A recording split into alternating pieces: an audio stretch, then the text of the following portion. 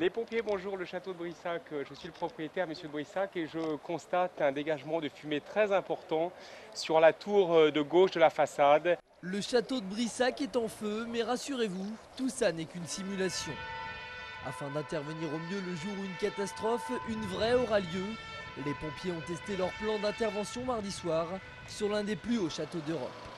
5 minutes après l'appel du marquis, 45 sapeurs-pompiers déboulent dans la cour du château. Les combles ont pris feu dans la tour nord. Une première équipe monte au niveau du foyer. Vous allez chercher le foyer principal. Vous économisez l'eau. Masque à gaz sur le nez, ils s'enfoncent dans la fumée. Dehors, les moyens aériens se déploient. Deux grandes échelles de 25 et 32 mètres vont combattre l'incendie depuis l'extérieur. On sauve des tableaux et du mobilier ancien. Après 1 heure d'intervention, la manœuvre touche à sa fin. Suite à l'incendie du château d'Angers, monsieur le préfet de Maine-et-Loire a voulu que les monuments sensibles du département, les monuments historiques, soient l'objet d'une manœuvre de pompiers. Et celle-ci était programmée et elle s'est tout à fait bien déroulée. On a simulé effectivement un départ de feu dans les charpentes d'une tour. Et les interventions ont été très rapides, très efficaces. Et tout ça parce que Brissac est très bien suivi par les pompiers. Les lances sont éteintes, les pompiers descendent de leur échelle. Le château, lui, peut retrouver sa quiétude. Ce mercredi matin, c'est la cathédrale qui est la proie des flammes. Et cette fois, c'est un riverain qui donne l'alerte. Bon, je suis à la cathédrale, là. Il y a de la fumée qui sort des combles, là. Comme la veille au château de Brissac, mais cette fois-ci au son des orgues, les soldats du feu sont ici pour se tester. Bien reçu, moi je monte au niveau des étages. Ces manœuvres d'entraînement ont pour but de préparer les pompiers à intervenir sur des monuments historiques pour pouvoir protéger les œuvres d'art et puis bien sûr toujours rester performants dans l'opérationnel au quotidien.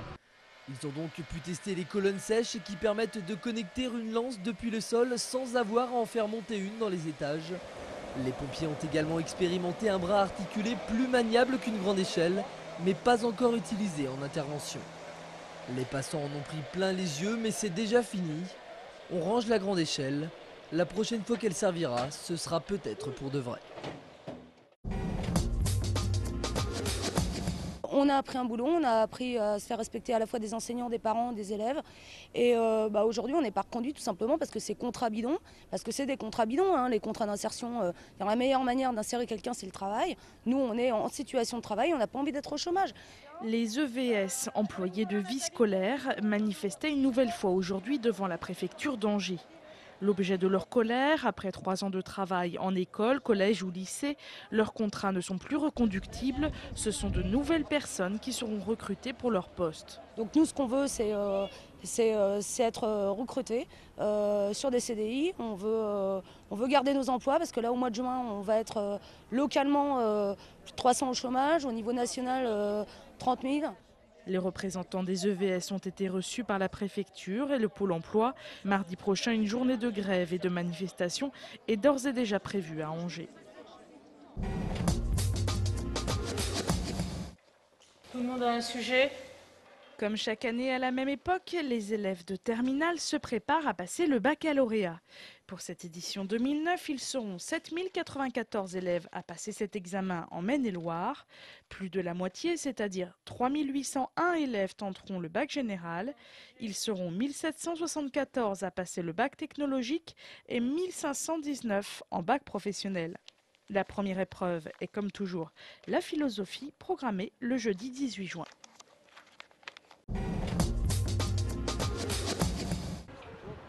Un drapeau chinois flottant devant la mairie d'Angers. L'image est surprenante, mais elle n'est pas tout à fait due au hasard. Hier, lors d'une conférence de presse, les élus et les représentants du monde universitaire ont en effet annoncé l'arrivée prochaine à Angers d'un institut Confucius. Il s'agit du 12e établissement de ce type à s'installer en France. C'est un centre franco-chinois avec un fort apport culturel chinois, puisqu'ils enverront des professeurs.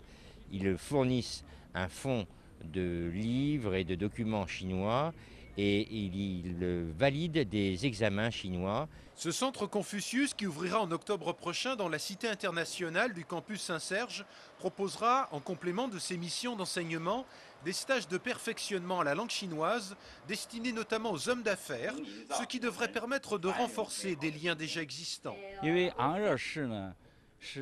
faut savoir que les villes d'Angers et de Yantai sont des villes jumelées.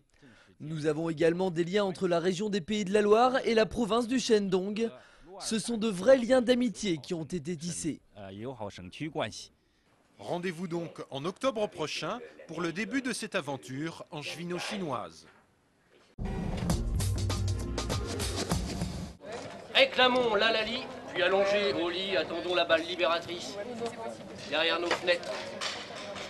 Un bar à ciel ouvert et des prises de parole, ça se passait ce midi place Saint-Éloi à Angers. Une représentation du spectacle Petit endroit pour grand soir, raconté par les comédiens de la compagnie MAP.